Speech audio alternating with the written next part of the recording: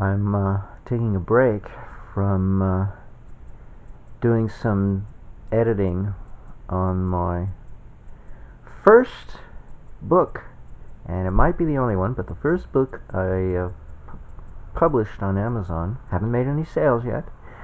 In English currently, although I'm also presently working. I try to avoid the word current because it has to do with money. I'm also presently working on the translation into Spanish, and I must say Google Translator is beautiful. It's like artificial intelligence. They make it so easy. 22 years ago, I did this on my own with web pages. Back in the day when I had nothing else better to do, nothing more to say than maybe an essay or two, and so to keep myself busy, I tried to translate into French, Spanish, Hebrew, and Russian.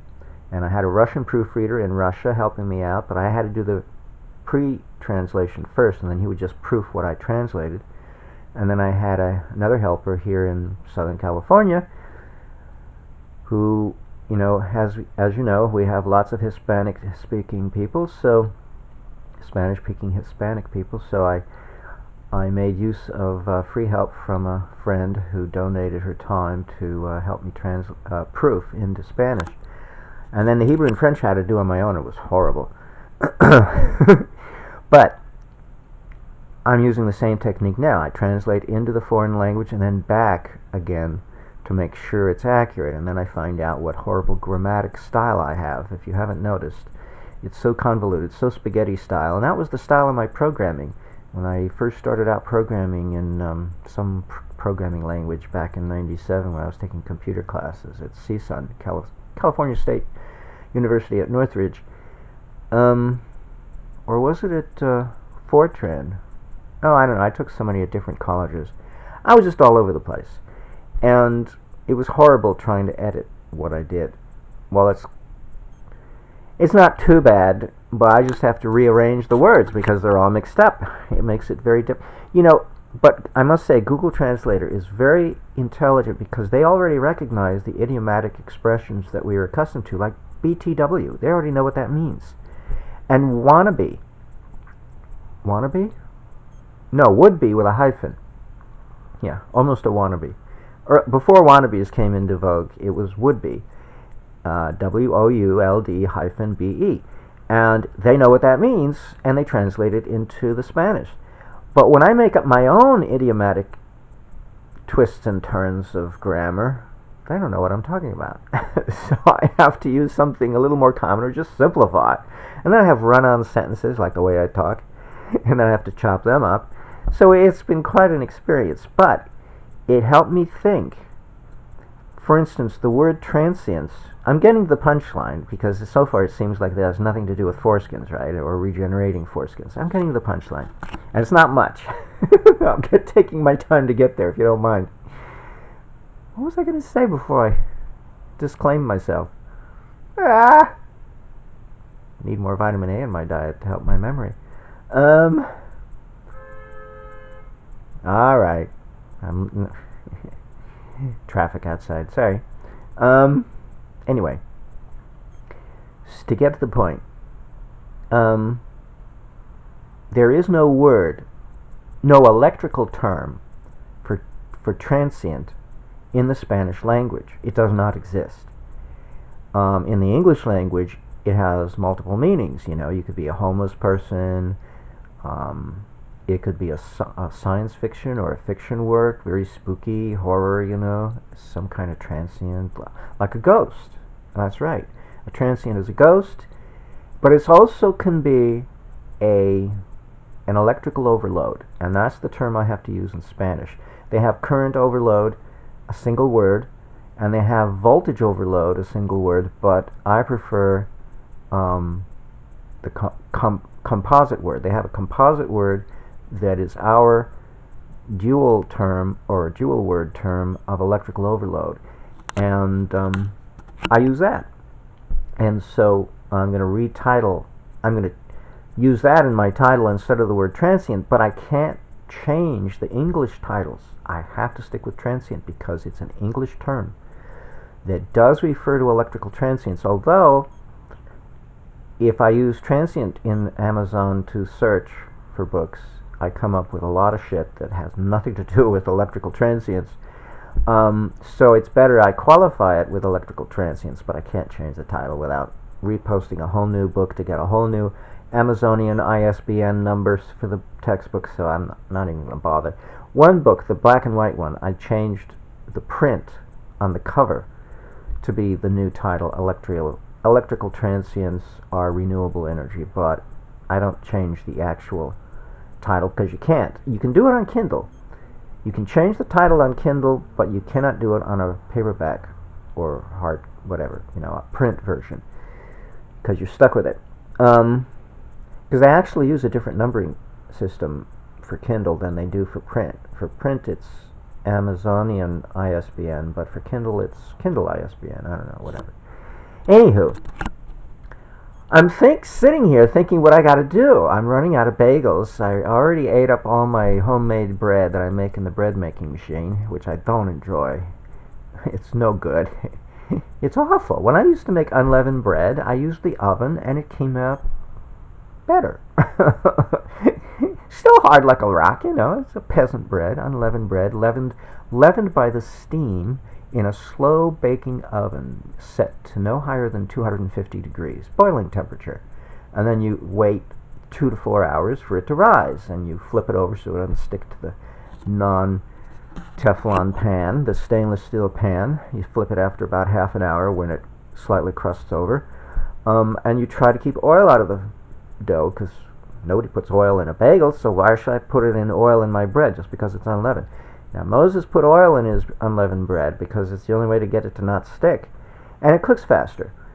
And it also helps soften the gluten, because the gluten, when it's unleavened, oh my God, it is a rock. But there is a trick. You add acidity. You lower the pH of the dough.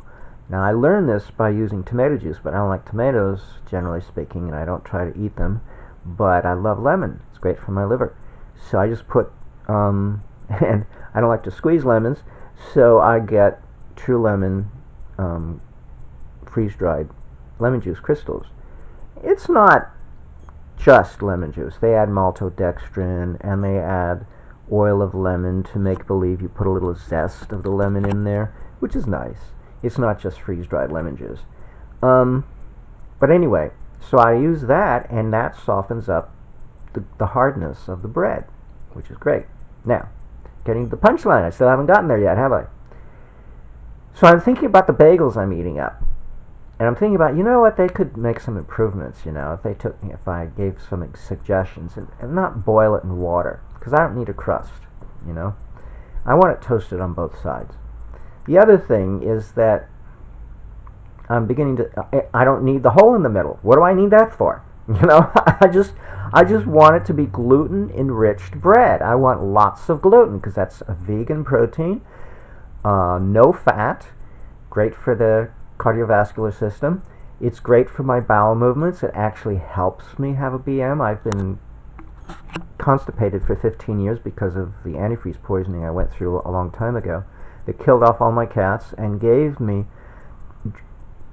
genetic damage. It mutated my genes, and so that makes me more prone to cancer than before. So I have to stay out of the sun. But it also has partially paralyzed the last few inches of my large intestine, and including the rectum. And peristalsis is a muscular action that starts in the back of the throat, at the top of the esophagus, goes all the way down to the anus. The unfortunate part is it's a weak muscle, and it's continuous. That's what makes up for its weakness. And so, it just creates these waves. You do the MASH, at the Rocks concert, right? Somebody leaps up onto stage and falls into the crowd, and everybody reaches up to catch them, and so they're on hands. They're laying down on everybody's hands, and then you can walk them across the crowd with your hands, and their body moves along. Well, that's the way the cilia work inside the lungs to bring up phlegm so we can cough it up, and any particulate matter, and that's the way the peristalsis work, a waving action. Piezoelectric fans can be made to operate on the same principle, to just blow air, and yet it's solid state in the sense that there's no rotating part. There are moving parts, but they just vibrate in a waving action, like wind blowing across a field of wheat, okay, or a field of grass in bloom, whatever. So, or across this calm lake or pond. So I really need the gluten, but I don't need the hole in the middle. Because last night I was trying to spread refried vegan beans, somebody's brand, very yummy, black beans, and then I put a ton of sprinkled lemon juice crystals all over it as my substitute salt, because I don't like salt. When I want a condiment, to help me eat something, I put lemon juice crystals over the top. And I was eating that while watching a movie, but while standing up in the kitchen. I don't sit much anymore. But I didn't like the hole in the middle, so I had to hold at first I spread the refried beans over the toasted bagel, and then I held the bagel in my hand over the kitchen sink and then sprinkled all the lemon juice crystals over it so I could make a mess in the kitchen sink and not on a plate that I'd have to wash, that I had to wash anyway, but not over all the counter. I didn't want to get crystals all over the kitchen counter. So I didn't particularly like the hole in the middle, and then I had to negotiate the refried bean and make sure it doesn't go in the middle. It wasn't like a slice of bread that I could just spread it around everywhere. Anyway, so I'm thinking to myself, that's another change we could make. Don't boil the bagel, and don't make the hole in the middle. And then I'm thinking to myself, well, why do we have the hole in the middle? I'm going back to thinking about the shtetls, in New York City, in which the Jewish barrios, in which the baker might go around with his bagels to sell. Now, they didn't have plastic bags, polyethylene bags, to bag it, or even cellophane for that matter. So how did they take them around? Well, in the movies, when you buy a pretzel, usually they make it fresh right away. And they don't bag it. And if they have any extras, though, they'll put it in a plastic bin. But they didn't have plastic back in those days. They just had wooden push carts. But I bet you they did not use wooden push carts. I'll give you 5 seconds to take a guess why there's a hole in the middle. How to carry around the bagels to sell them without the use of a push cart. I gave you a lot of hints. One elephant, two 1,000, 2 pink elephants, 3 pink elephants, 4 pink elephants, 5. Okay, you got it? A pole, a wooden pole. And wouldn't you know it, if you go look up, there's a book, I wish I could remember the guy's name or the title of the book, but it's the History of Foreskins or Circumcision. I think I got it on Amazon, I'm not sure. It was a great book because it talks about the historical perspective of circumcision going back a few thousand years at least. And it's very fascinating that in the Native American, okay, we know from watching all the Indian movies, you already know, they would scalp their victims, and then they would hang it, I think, around their waist to show how many scalps, how many victims they fought and killed in battle, and they would come home victorious with this nice banner, so to speak, something they could wear. But in Africa, they didn't do it that way. They would cut off your foreskin off your dead corpse, and because they didn't have bow and arrow, they had the spear or javelin, and so it would very convenient to use the spear to hook all the foreskins around, and then they just carry the spear into, and then they could shake it, see? And this is where we get it in the movies. They're shaking it well, it's because they had the foreskins. They wanted to show off how many foreskins they had rattling around on their spear. Well, this is why the bagel has a hole in the middle. But think about it. The Jew is foreskin castrated in the sense that has his foreskin removed at birth, or 8 days after his birth. And this custom actually had a revival in Victorian England among the landed gentry, and there's a whole other, I think I do a whole video on the reason behind that. But it originated out of Egypt as a custom, as a custom, because Moses was circumcised. He was born as an affluent priest. He was trained as an Egyptian priest. He wasn't a Jew in the sense that we like to think. He was just an Egyptian who decided to leave. And there are some anthropologists who think he's actually Akhenaten. That's a whole other story. Go look it up. In any case, it was the wealthy in Egypt who circumcised, just like the wealthy in Victorian England circumcised, and no one else. Because it has to do with landed wealth, and it has to do with how many male heirs based on, or how many wives, and how many firstborn male heirs, and then it makes complications who gets the inheritance if you have multiple firstborn male heirs. You can't have more than one wife to create a complication for yourself. So you take away the incentive for men to go out and have a second wife at middle age by circumcising them, so that by the time they reach middle age, they became impotent because they're no longer creating the testosterone that a normal male at middle age would be creating. The Hunzas up in the Himalayas, they're fathering children until they die, which is over 100 years. So and Europeans don't have this idea of impotency at midlife male crisis. It doesn't exist. But there's more to that story, but I don't want to get into it. Anyway, so in Africa they do this thing, and then the Jew does their thing, and it's very similar. Isn't it uncanny? Instead of foreskins, we eat bagels. Now the cop, they made their own version. They say, well, we got to have donuts because we got to be able to dunk it in coffee and soak up the fluid right away, right? So it can't have a high gluten content, at least, and it can't have it can't be stiff, it's got to soak things up, so it's got to be structured differently. Plus, it's got to be loaded with sugar to go with the coffee. But we still have the hole in the middle for some reason. I don't know why. Maybe it doesn't matter, But for the Jew, though, this is where the irony comes in. It's like, human endeavors really boggle my brain, because I like to study abstract things.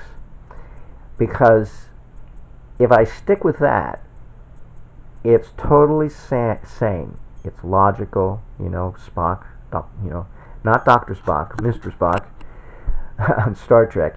It's totally logical, and it doesn't have any mishigas, as we say in the Yiddish, any nonsense associated with it. But this is really ironic. I'd rather have my foreskin back and take the hole out of the bagel, to tell you the truth. Now, not to tell you, to help try to leave us on a high note, Charlie Lutz used to say, what did he say? Focus on the donut, not the hole in the middle.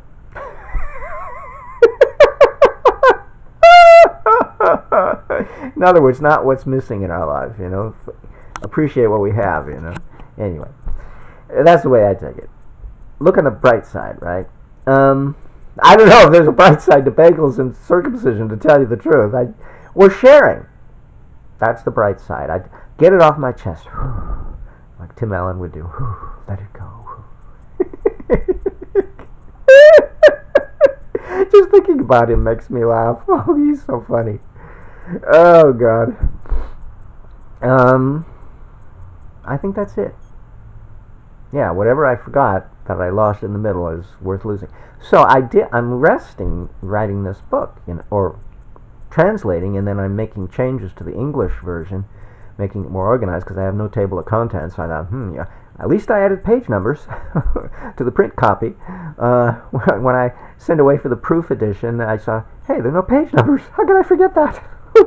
The Kindle, you don't need it, because they make their own whatever. But the print version, you need pages, and so I'm thinking, okay, but how do I refer to something in another portion of the text if there are no page numbers on the Kindle version? Oh, I make section numbers. Oh. So I'm going to have section numbers for both Kindle and paperback, and then just page numbers for the paperback version. Anyway. So this making a Spanish translation has really helped me. So go to Amazon and look up my name, Vinyasi, and you'll see I've got books for sale. It's a little technical, to put it mild, but hey, why not push my book? I sell it at the lowest price available, because so far nobody's bought any. Um, so I'm not making any money to speak of, you know. Um, but making a Spanish version will really help sales, I'm pretty sure. And then I thought of a plan for promotion. I'm not going to tell you what it is because I'm always thinking, how do I? I've been trying different avenues, but you know. Anywho, I think that's everything I have to say. But that's why I'm resting. I'm lying down here and thinking about bagels, and I got to bake bread. So I'm probably going to make it by hand, like the good old days. And I have to make it in small portions because I really don't like bread hard out of the refrigerator because I have no way to toast. That's the other thing. I can't toast my homemade bread. And then it gets hard, and then it develops yeast eventually because I usually freeze my bagels so that won't happen, and I just take out one at a time and heat it up in a what do you call these ovens? These electric ovens, and then so I can separate the two halves because I don't take the trouble to slice it before I freeze it. If I did that, I wouldn't have to do that first preparatory step, and then I toast it. Anywho, so I should really make smaller batches so that I can eat it, you know, when it comes fresh out of the oven, which means I gotta bake every day. Which probably isn't a problem. It'll bake quicker this way. And then how do I keep it from sticking to the stainless steel pan? Because I don't use Teflon pans. You know, when you use Teflon, the reason why they invented that is because a single molecular layer of Teflon comes off with the food. That's why it separates from the Teflon lining, because you're taking some Teflon with you and you're eating it. Just a little something you might want to know, why nonstick surfaces, whatever they're made of, Teflon or otherwise, that's how they work. They take a layer of one molecular layer of that material coating with the food every time you eat it. So I always buy stainless steel pans, but then you got to figure, okay, well, gluten is going to stick like crazy. How do you keep it from sticking? At least I figured out how to make it not hard by lowering the pH, but that doesn't ensure that it won't stick, will it? Or stick as much? I don't know. Or do I just sprinkle the pan with lemon juice crystals and not put it in the bread? That's not a good idea. See, I don't know. A lot of possibilities. I used to use oil, but that's hard to clean, and it just adds oil to the bread, and I don't want oil. I want a oil-free bread. If I want something greasy, I'll eat grease, but you know, it should be a separate consideration. I have poor digestion, so it's not good for me to cook starch with grease, because then it envelopes the starch particles and surrounds them and making it harder for me to digest the starch. Anywho, as if you needed to know all this. So it is all about foreskins and bagels, basically. And it's amazing, isn't it amazing? But I had to read that book, and this is like 5 years later for it to dawn on me after I bought the book and read it. I think it was 2014 I read that book.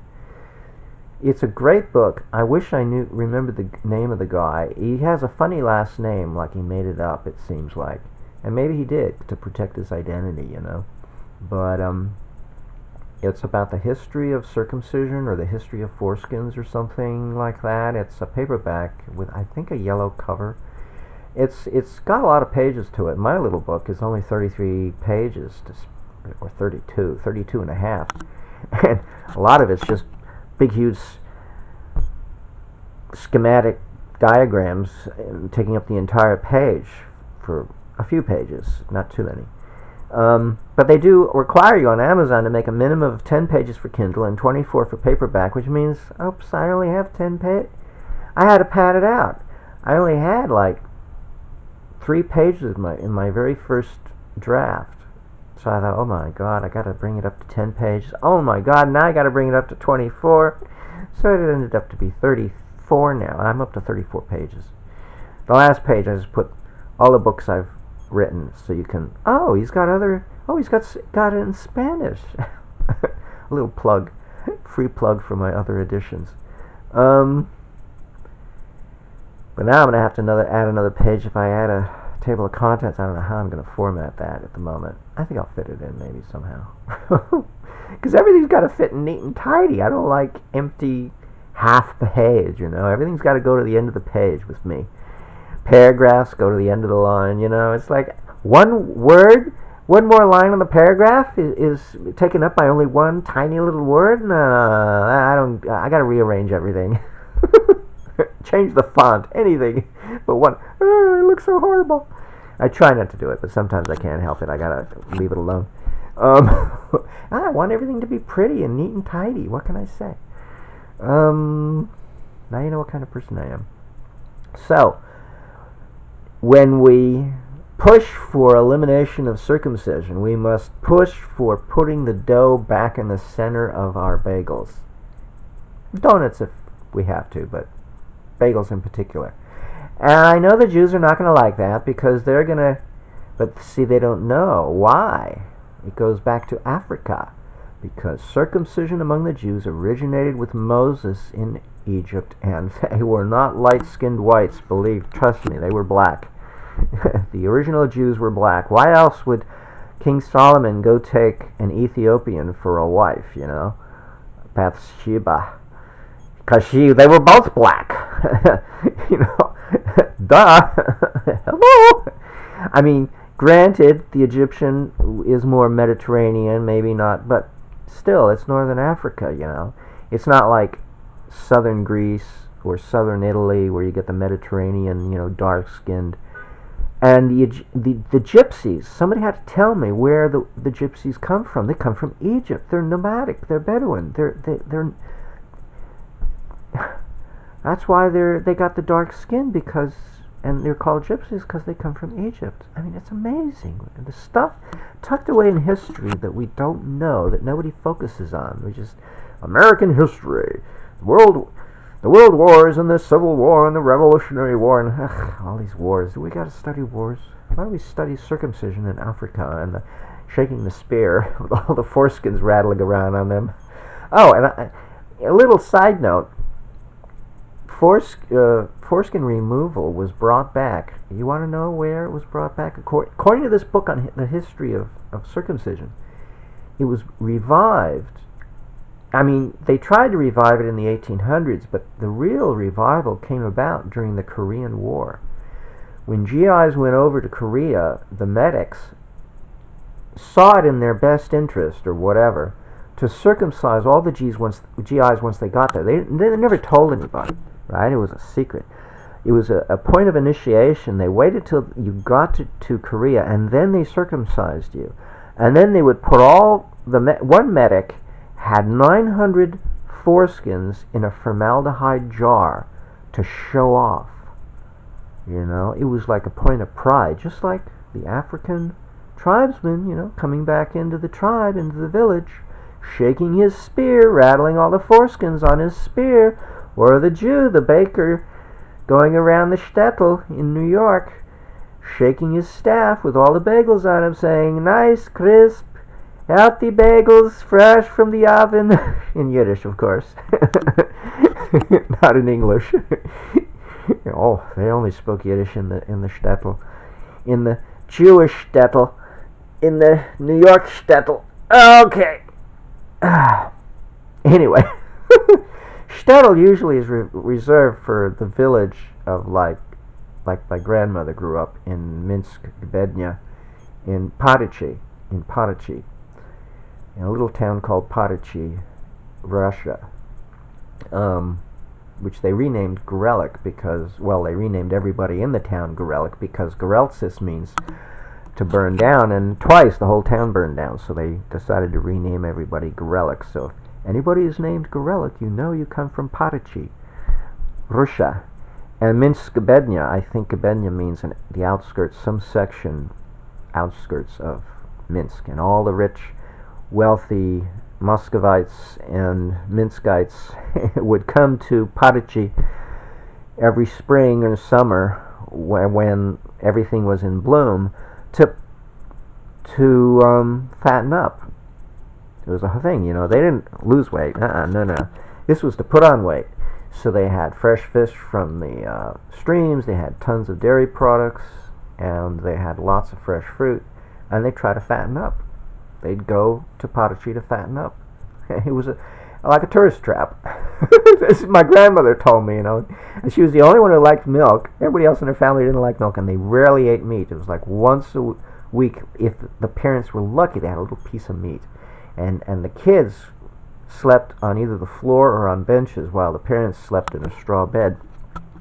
But my grandmother was she was the cowgirl. She took the cows out to pasture and brought them back. And she was the only one who liked the milk. Everybody else couldn't care less, so they had so much they didn't know what to do with it. They couldn't even give it away. So who could they? Everybody else has a cow, so she bathed in it. When she came to this country, for the first year, they kept stroking her cheeks, trying to rub the rouge off. They were for sure she was using makeup. It was just the natural color of her face. But it took a year, and then she lost it. She looked pale like everybody else. Well, living on one bagel a day and tea at the end of the day, working in the but she didn't work in a sweatshop, so she had it lucky. She worked for a custom seamstress because she got trained before she came here when she was still a teenager in the old country. So she trained me when I was 5 how to thread a sewing machine because she was losing her eyesight, so I learned how to thread a sewing machine. Thank you, Grandma. And it did come in handy. I sewed a few outfits at one time. I had a sewing phase, and I used her sewing machine, and it smoked at first. It hadn't been used in decades. It was electrical, but it smoked a little. Anyway, enough. I guess I just had to get. I'm a windbag. I just had to get a lot of steam off my chest because this is a lot of work doing translation, but it's really fun. It makes me laugh. How funny it is. It puts a sense of humor back in my life because normally the work I do on a simulator is not fun. It's a lot of tension and stress. But this is fun because it's so funny how people think. They think, oh, my mother tongue is the best there is, right? And then you go and translate and you realize it's crap. It's all crap. I knew that as a 4-year-old because I didn't get involved yet. My intellect wasn't developed, so I knew it was crap. But now that I've been talking a while, oh yeah, English is really cool, No, it's crap. It's all crap. You find this out when you translate to another language. You find out how crappy your own language is. It's like, hey. Well, at least my grammar's crappy. That's the bad part. But it shows how we have nothing to be proud of because it's so stilted. No matter what point of view you take within a culture, it's always stilted it's arbitrary. It's arbitrary how we organize our thoughts. If it's done differently in Spanish or Sanskrit or Hebrew or whatever, or French, it doesn't matter because it's so arbitrary. It's simply we've chosen to do it that way, and then that's the way we think our thought. And then you want to translate it. I don't know how these translators in the UN do it. Because you have to, when I do this, I realize you have to know in advance. I can only do a whole sentence at a time. I try to do a whole paragraph, but when it gets really tough, I'll do a whole sentence. How can I do a portion? How could I translate as somebody is speaking unless I knew already what they were going to say, the entire phrase or sentence? Because everything gets more often than not rearranged. The word order. And then the choice of word based on the word order, and oh my God, it's in the spelling. How could you do it? Off the cuff translation for somebody, right away on the spot. It'd be really tough to do a good translation. It'd be really hard. So I don't mind doing it because Google makes it so much easier. It still is a lot of work, so it's a lot easier than 22 years ago. Technology has really made life easy for us. But so that I can do it, I don't need somebody to proof for me. Although I do find errors later on that I didn't bother to double check. If I bothered to double check each word choice, I would probably catch the error. And that's something else that Google Translator allows you to do. You can highlight every single word and look at your choices available. If you don't like it, then you do something else. But I don't always do that. I try to whip through it. But I was having trouble with the phrase spark gap, because I didn't like when I did the translation back to English, I'd just get the word spark. I wouldn't get spark gap. So I ran across, but I use it several times in the text, and one time it was a different Spanish phrase. Oh, this is interesting. So I check it, and it was air gap, but also spark gap. And I thought, oh, this is weird. And so I played with it some more, and I started to focus on the word, and then I realized there's a whole nother term specifically for spark gaps. And it's a phrase, actually. It's of 3 words. I forget what it is, but it's specific for our English term of spark gap.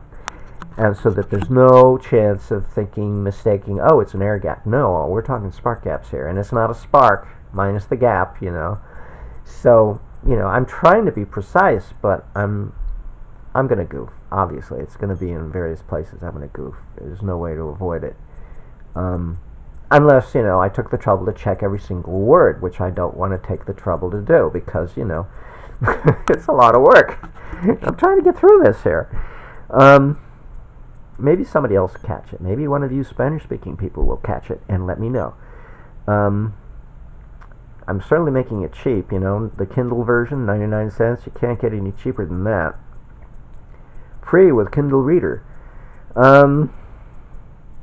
Yeah, I'm not going to make any money to speak of selling this, and I'm not trying to. I just want to spread the knowledge. And this is actually, I get a copyright for free, and I get it instantaneously. Amazon is great.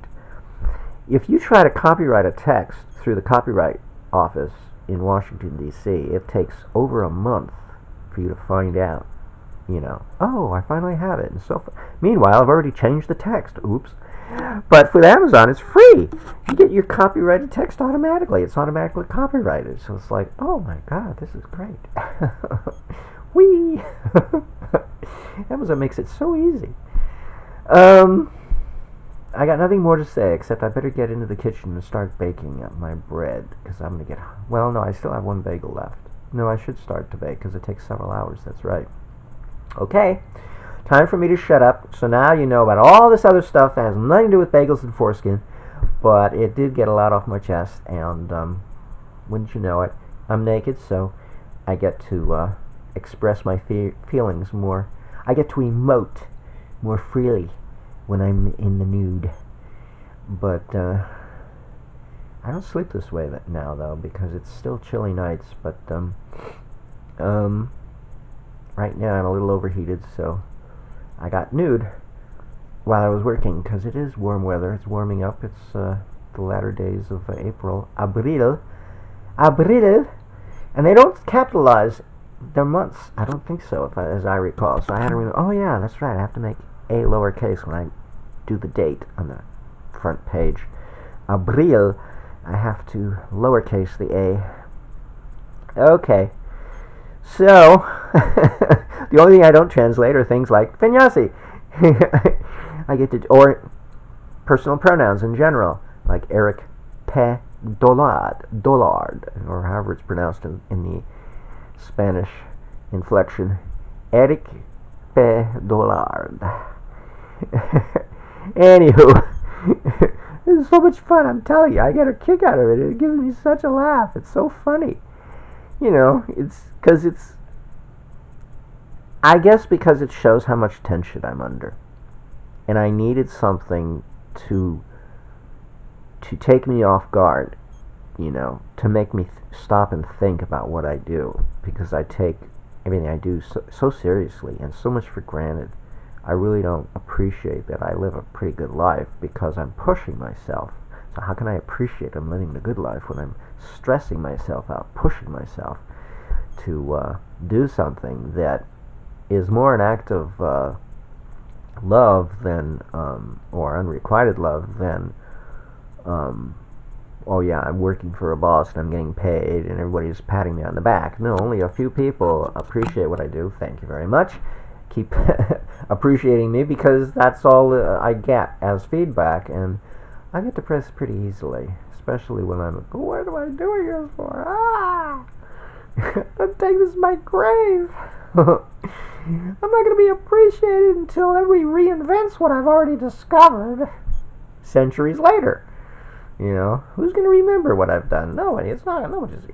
You remember it because you see it, but it's not like it's going to make a legacy or something. So it's like, ugh, I'm just too ahead of my time. And then maybe if somebody, oh look, somebody did this 1,000 years ago. What do you know? And now it's common sense. Like, why did they remove foreskins? Because they were stupid. It's good for business, bad for the human. Why did they put the hole in the bagel? Well, Vinny has his guess estimate, but we don't know if everything Vinny says is true. So we'll just put a little put a little lemon juice crystals in our bagel and eat it. Okay, enough said.